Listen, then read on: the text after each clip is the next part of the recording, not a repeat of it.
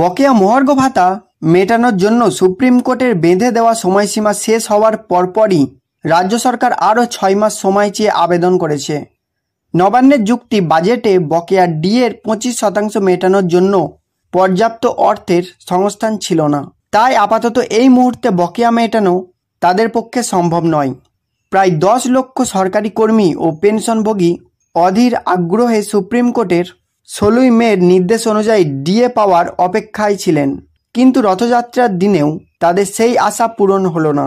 কর্মচারী সংগঠনগুলির হিসেব অনুযায়ী বকেয়া ডিএ মেটাতে রাজ্যের মোট 41,770 কোটি টাকা খরচ হবে।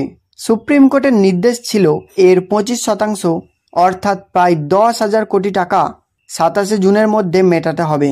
এই পরিস্থিতিতে সম্প্রতি রাজ্য সরকার রিজার্ভ ব্যাংকের মাধ্যমে 7,500 কোটি টাকা ঋণ নিয়েছে, যা মমতা বন্দ্যোপাধ্যায় সরকারের মেয়াদে 1 মাসে রেকর্ড পরিমাণ ঋণ।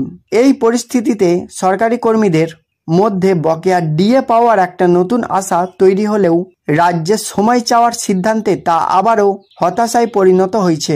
এখন সবার নজর সুপ্রিম কোর্টের দিকে।